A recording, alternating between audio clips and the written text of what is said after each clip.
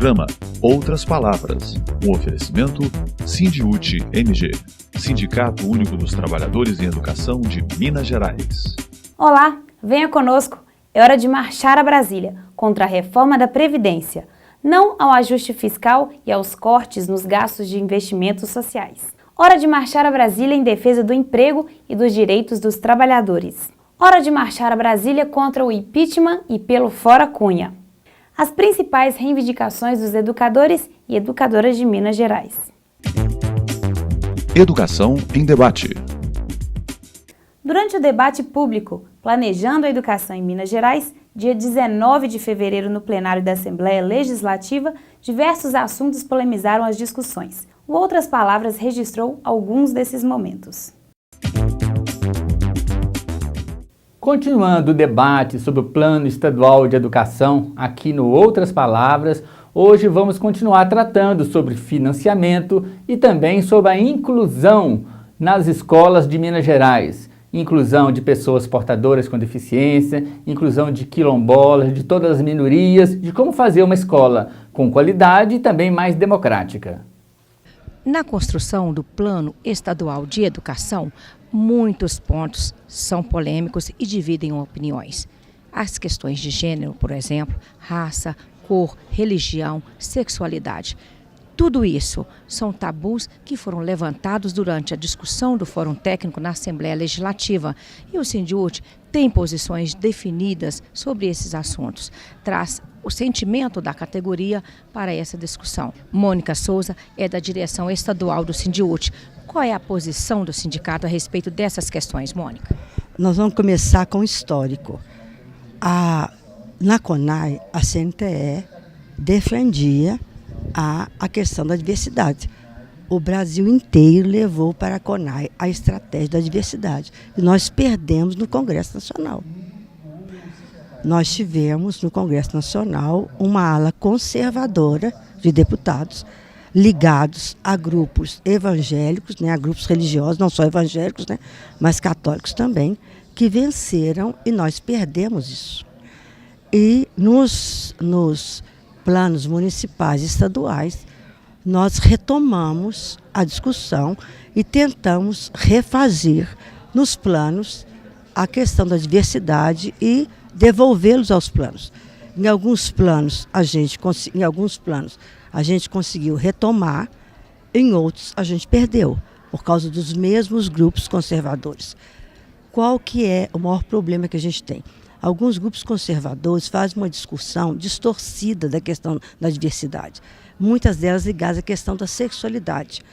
E a gente defende que a questão da diversidade está ligada a vários fatores que a gente não pode ignorar no espaço escolar. Muitas vezes estão ligadas à violência. A questão, por exemplo, da homossexualidade, a gente não pode ignorar a quantidade de meninos e meninas homossexuais que são assassinadas nesse país por sua opção sexual. Nós não podemos ignorar a quantidade de meninos negros, de jovens negros, por causa da sua cor, estão ligadas à violência nesse país. Não podemos deixar de dizer a quantidade de mulheres que sofrem violência nos lares. Não podemos ignorar que são assassinadas. Nós não podemos deixar de ignorar a questão da violência ligada à pobreza. Então, são situações que nós não podemos ignorar no espaço escolar. E essas pessoas não querem que se discuta a questão da diversidade. Se a gente retira a palavra diversidade, a gente faz com que dentro do espaço escolar não se possa discutir essa questão. Então não adianta a gente querer tampar com a peneira uma situação que é grave no país. E eles impedem a discussão usando discursos que são conservadores, discursos que já deveriam estar superados nesse país há muito tempo. Dentre os vários assuntos e polêmicas que estão sendo discutidas no Plano Estadual de Educação, a partir dos encontros regionais, é a inclusão de pessoas portadoras de deficiência, a inclusão da população carcerária, que precisa também de programas especiais de educação, e no caso dos portadores de deficiência, na escola regular também e principalmente. E as comunidades quilombolas, todos aqueles que historicamente foram discriminados na educação e que hoje precisam e devem ser incluídos. Está previsto no Plano Nacional de Educação e agora estamos discutindo a obrigatoriedade no plano estadual. Secretária, na discussão do Plano Estadual da Educação, a diversidade vai ter vez e voz? Eu acho que nós não podemos pensar numa humanidade, né, que ela não considere o que os diferentes coletivos sociais vêm construindo ao longo do tempo, que é a garantia do direito de todos e de todas.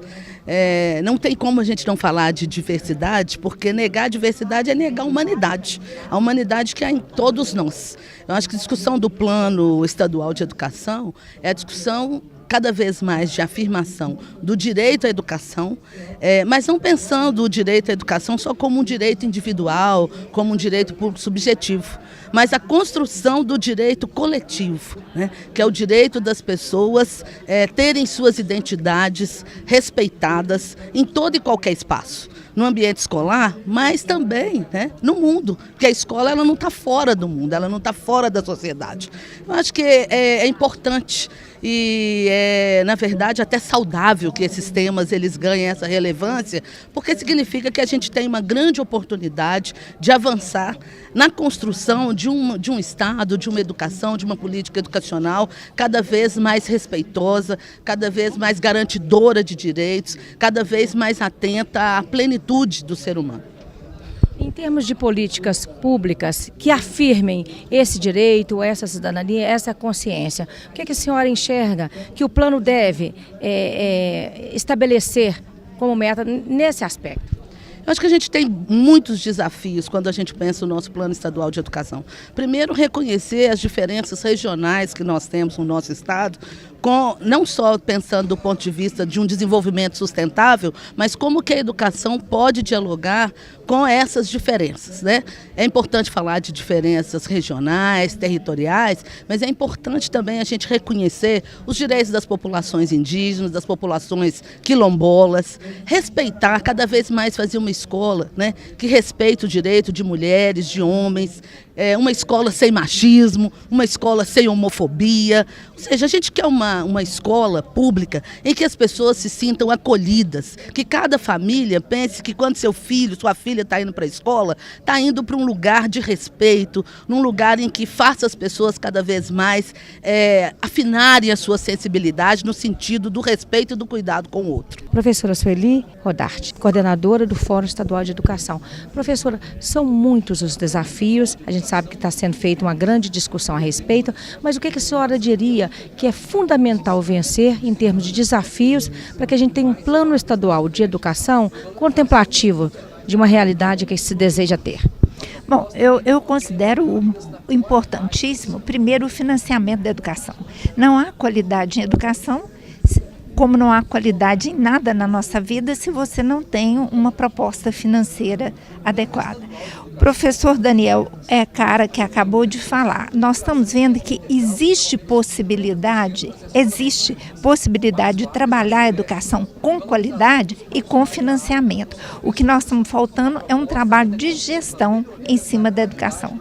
Outra coisa também, nós precisamos demais adequar o corpo docente, o professor, à realidade. As academias têm que pensar na formação do professor para sair, para encontrar uma realidade diversa. Teoricamente, nós temos uma grande formação do professor, mas a ausência da prática leva o professor a ter dificuldades nos primeiros anos de enfrentamento da realidade educacional. Outra preocupação muito grande, porque eu falo que a educação é um desafio constante em tudo. Você vai da formação do professor, da formação continuada, do financiamento para fazer jus ao professor, à carreira, porque é muito triste o que a gente analisa. Olha, se responsabiliza a educação por tudo. Para o êxito financeiro da sociedade, para que a nação seja digna, para a justiça. Mas não faz justiça com quem é o seu principal ator, o professor. Então, isso aí dá a gente uma tristeza. A gente espera que o Plano Nacional venha garantir a qualidade da educação, justamente priorizando o professor no seu financeiro em todos os cantos do Brasil. Se você pegar para estudar a situação, pega Minas Gerais, 853 municípios, Quantos municípios não têm condições de pagar o piso? É hora do envolvimento do governo federal, que isso já consta no plano, tá certo? E uma coisa muito pesada para nós, quando você fala da diversidade e que vai abranger a diversidade de gênero, olha, a educação tem que proteger essa diversidade, amparar, justamente para não banalizar o que a gente vê falar de gênero na educação. Nós não podemos cair no banal, nós não podemos deixar que as aprendizagens levem o menino a uma ridicularização da situação. Nós precisamos apoiar a educação com seriedade e responsabilidade, porque todos nós somos pais, somos avós, nós somos mães, e o que nós queremos é uma educação com responsabilidade e respeito à dignidade de cada um e de cada uma. Nada mais do que isso. Um plano nacional e estadual de educação precisa valorizar os profissionais e precisa prever formação continuada para que a qualidade da educação sempre avance. Essa é uma discussão presente no Plano Estadual de Educação e o Sindiúti e todos os educadores estão fazendo esse debate. Sou Valdir Thiago Dias de Espinosa, professor de Ciências e Biologia da Escola Estadual Joaquim de Freitas, e estou aqui para falar da importância do Fórum Técnico que retrata os caminhamentos do Plano Estadual de Educação, porque isso é muito importante para nós enquanto categoria, até mesmo porque nos anos anteriores a categoria de trabalhadores em educação não participava dessas discussões nem na condição de convidado. Embora esse ano esteja abrindo essa participação para os trabalhadores, nós ainda percebemos que nas escolas o trabalhador ainda continua alheio a essas questões. Então a gente, diante do que está acontecendo, né, dessa primeira abertura, nós esperamos que isso possa se estender nas nossas bases, né? Que os nossos trabalhadores possam ter a condição de participar, né? De ter voz e ter vez na construção de um plano que tratará da nossa realidade. Meu nome é Rafael Toledo, sou professor na escola Professor Darcy Ribeiro, em Governador Valadares, e nós estamos aqui no debate sobre o Plano Estadual de Educação a ser desenvolvido nos próximos meses em Minas Gerais. E a gente espera que nesses próximos meses a gente possa discutir uma escola plural para nosso estado, para os nossos municípios, e que essa escola possa abranger todas as diversidades que envolvem a nossa sociedade, com respeito às nossas diferentes posições políticas, mas que sejam sempre uma escola voltada para o entendimento de que o respeito e o amor são primordiais no desenvolvimento de cada um dos nossos seres que vão estar crescendo dentro das nossas escolas. Então, o respeito à diversidade é fundamental para que a gente consiga desenvolver uma escola pública de qualidade em Minas Gerais. Eu sou Elaine Cristina Ribeiro, professora de português da cidade de Uberlândia. Enquanto educadora, eu vejo um avanço no debate, mas nós precisamos avançar em políticas públicas que garantam a qualidade da educação. Nós precisamos avançar na questão da saúde do servidor, que está muito aquém daquilo que precisamos no interior. Precisamos avançar no cumprimento do piso salarial, que por mais que nós tenhamos uma lei desde 2008, os estados e municípios ainda não cumprem. Em Minas Gerais ainda estamos aí o cumprimento de um acordo que foi assinado e não foi cumprido. Então nós queremos a reivindicação imediata de todas essas pautas dos trabalhadores, que é tanto a pauta da valorização do trabalhador, a pauta de um currículo que atenda realmente os nossos alunos, que eles tenham uma formação profissional e possam se ingressar no mercado de trabalho com qualidade, e também na parte nossa que é da saúde do trabalhador, onde nós temos o IPSENG, que não está sendo conduzido como deveria. Nós estamos no interior sem hospitais credenciados que nos atendem em todas as especialidades. Nós temos aí a construção do hospital do IPSENG, que nós aprovamos no fórum do IPSENG aqui em Uberlândia, como prioridade para este governo e estaremos cobrando, porque nós achamos que nesse fórum é o momento de debate, é o momento de colocarmos as nossas ideias e fazermos as nossas reivindicações. Estamos aqui para isso e vamos colocar no debate e vamos reivindicar, porque é somente a luta que garante conquistas. Calendário de lutas. Durante a Assembleia Estadual realizada no dia 16 de março, os trabalhadores em educação aprovaram um intenso calendário de lutas, conforme destaca a coordenadora-geral do Sindiúti, professora Beatriz Cerqueira. Nós queremos propor a esta Assembleia, assim como nós fizemos a discussão e a aprovação no Conselho Geral, de um calendário de mobilização que responda a 3 desafios. O primeiro deles é o permanente alerta e mobilização que nós precisaremos ter em relação ao que nós conquistamos em 2015. A lição já está aprendida. Nós não vamos esperar que o governo se movimente para o cumprimento do acordo. Nós faremos a nossa vigília permanente e não nos desmobilizaremos acreditando que o papel sozinho vai dar conta de resolver. O ideal é que desse, gente, mas nós já vimos que ele sozinho não dá. Então vamos fazer a nossa parte, que é a permanente mobilização. Então o calendário proposto tem essa primeira tarefa. A segunda tarefa, vocês vão se lembrar que no ano passado, quando nós assinamos o acordo, que foi aprovado numa Assembleia Estadual aqui, no pátio da Assembleia Legislativa, nós avaliávamos que o acordo não resolvia todos os problemas, que era um primeiro acordo, mas que seria necessário que nós continuássemos as nossas campanhas para avanços além do acordo assinado. E é exatamente esse o segundo desafio pelo qual nós estamos apresentando esse calendário. Nós não podemos resumir 2016 à luta pelo cumprimento do acordo de 2015.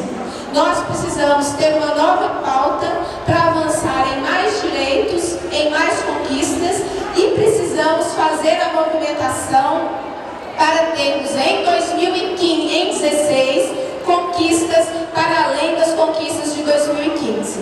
Então o calendário que nós vamos apresentar, ele também dialoga com essa necessidade. A campanha de 2016 está começando. Nós não podemos resumi-la à greve nacional de 3 dias. Vamos ter que fazer mais mobilizações, mais paralisações, mais discussões, para que nós tenhamos também negociações das questões que nos interessam da nossa pauta de reivindicações de 2016. E o terceiro eixo apontado no calendário é exatamente a necessidade de nós não nos furtarmos às agendas nacionais e também estaduais colocadas para a gente enquanto classe trabalhadora. Em 2015, vários movimentos de trabalhadores e movimentos sociais fizeram as suas lutas e adquiriram conquistas. A exemplo dos trabalhadores da CEMIG, de 52 dias de greve, a exemplo da juventude, que tem feito a discussão da Universidade Estadual, do movimento dos atingidos por barragens, que tem feito a luta para que as vítimas do crime da Samarco, Vale e BHP assumam as suas responsabilidades. Em 2011, nós aprendemos a não fazer a luta sozinhos, porque essa era a estratégia que nós enfrentávamos no governo passado e podemos enfrentar nesse governo da mesma forma, que é o isolamento da categoria. Vai isolando cada grupo social, fragilizando e dificultando as vitórias. Então, o calendário proposto visa trabalhar com a ideia de nós termos momentos de unificação das nossas lutas e visa também nós enfrentarmos um debate que é necessário que seja feito entre nós. Nós estamos diante da possibilidade de uma reforma da Previdência que vai atingir a maioria de nós que estamos aqui e a maioria da nossa categoria. Porque a reforma da Previdência proposta discute retirar a aposentadoria especial dos professores e das professoras, retirar a redução do tempo em relação à aposentadoria das mulheres, enfim, nos atinge duplamente, porque nós somos maioria de mulheres na nossa categoria e somos parte da nossa categoria de profissionais do magistério.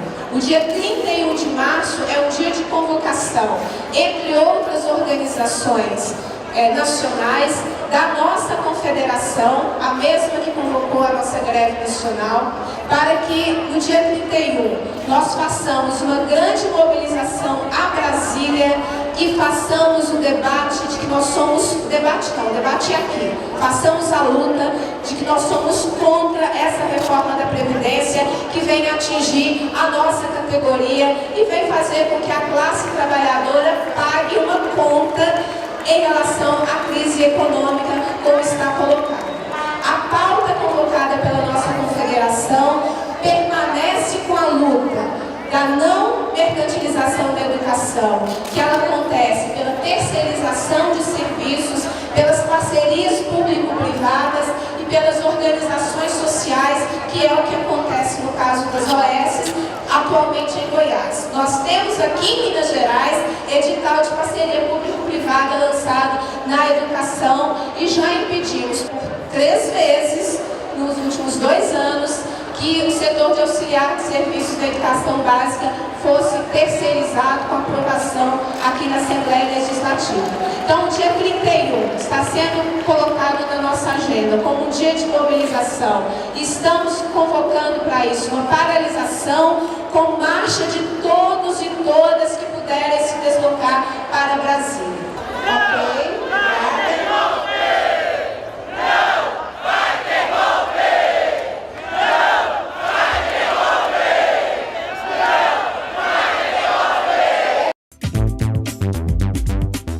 Vamos a Brasília com as notícias da CNTE.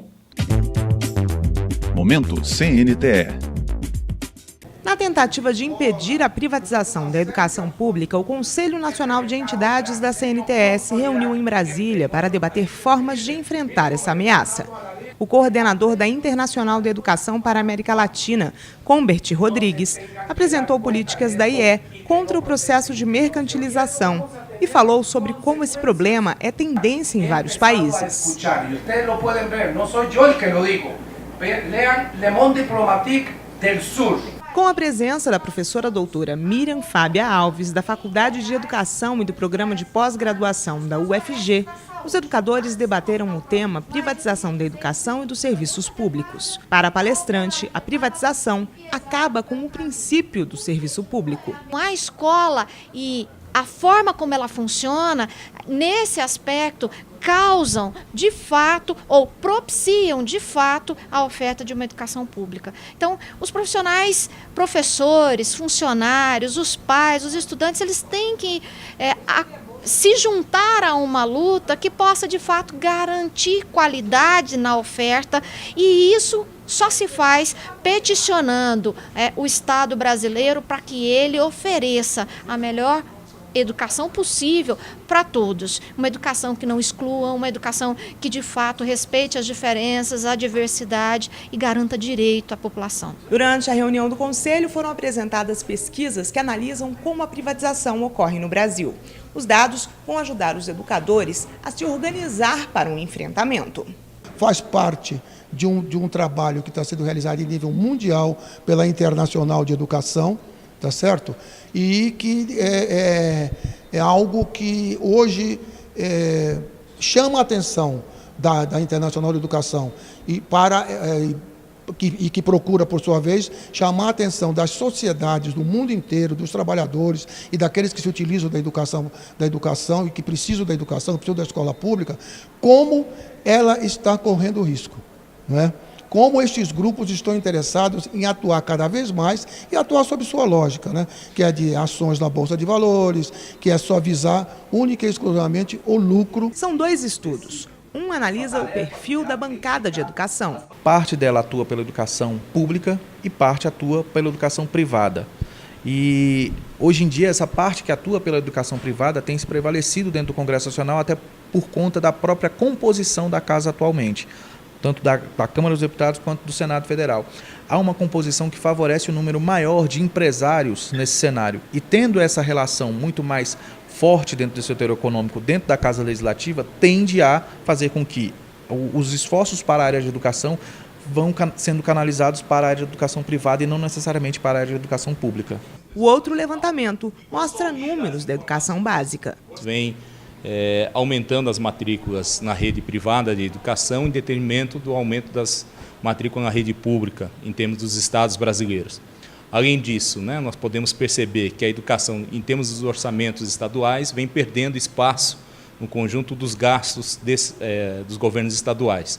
E, ao mesmo tempo, nos últimos 4 anos em particular, a transferência, as chamadas instituições financeiras sem fins lucrativos, ou, portanto, em grande parte, recursos para as organizações sociais, vem aumentando.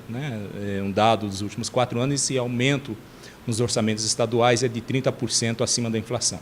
Durante o CNE, foi feita ainda uma análise da conjuntura e foram lançadas as revistas Mátria, em homenagem ao Dia da Mulher, e Retratos da Escola, sobre a Base Nacional Comum Curricular. No momento CUT Minas, marche conosco rumo a Brasília. Vamos dizer não ao ajuste fiscal, aos cortes nos gastos de investimentos sociais, à reforma da Previdência. Também vamos dizer fora Cunha, que somos contra o impeachment da presidenta Dilma, mas também que queremos avançar em defesa do emprego e dos direitos dos trabalhadores. Momento CUT Minas.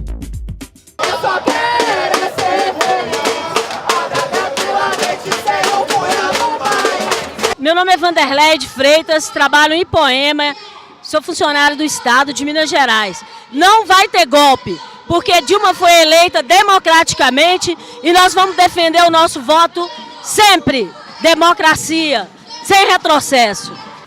Plínio do Vale Saldanha, sou o teledigitador da empresa MGS. Estamos hoje nesse ato em defesa da democracia, pedindo um fora Cunha, que é um retrocesso para a sociedade brasileira, que ele incluiu uma agenda conservadora, principalmente a PL 4330, que é a PL da terceirização, que iria precarizar o trabalho.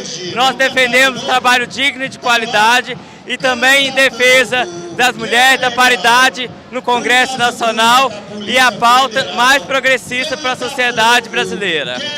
Meu nome é Felipe, eu sou membro do Levante Popular da Juventude de Montes Claros e a gente do Levante está aqui nas ruas hoje para dizer que a gente, primeiro, está totalmente insatisfeito com a política brasileira. A gente acha que o sistema político brasileiro precisa passar por profundas mudanças e essas mudanças só vão vir com uma constituinte exclusiva e soberana do sistema político e que hoje a gente está na rua para dizer fora Cunha e dizer também que não vai ter golpe. A democracia ela é dita nas eleições, ela é dita nos votos e o cidadão brasileiro já disse, já escolheu a Dilma. Então, se as pessoas estão insatisfeitas, que nas próximas eleições então elas possam decidir se colocar qual é a outra pessoa que elas querem substituir ela. Agora, na base do tapetão, fica difícil, só traz dificuldades para a população. Então, a gente está na rua, não vai ter golpe, fora Cunha e por uma constituinte já. No último dia 18, mais de 100 mil pessoas saíram às ruas de Belo Horizonte para reafirmar em alto e bom tom que não vai ter golpe. O ato em defesa da democracia, dos direitos sociais e contra o golpe foi convocado pela Frente Brasil Popular de Minas e uniu a população da capital mineira, militantes e dirigentes da Central Única dos Trabalhadores de Minas Gerais, CUT-MG, da CTB, do MST, do MAB e movimentos sindical, estudantil, sociais e populares e parlamentares. Todos se juntaram a caravanas vindas do interior de Minas Gerais. A concentração começou na Praça Afonso Arinos, com marcha até a Praça da Estação, passando pela Praça 7. O ato foi encerrado com discursos e shows na Praça da Estação. Olha, nós somos um sindicato que nunca fugiu à luta, sempre estivemos nas ruas e hoje, um dia importante, estamos aqui também com os movimentos sociais, mobilizando os trabalhadores em educação para dizer que não vai ter golpe. E aqui em Minas Gerais, junto com os movimentos sociais, nós vamos sim mobilizar o povo contra o golpe e por uma nova política fiscal para o país. Não vai ter golpe. Por mais direitos, mais e melhores direitos. Viva a democracia!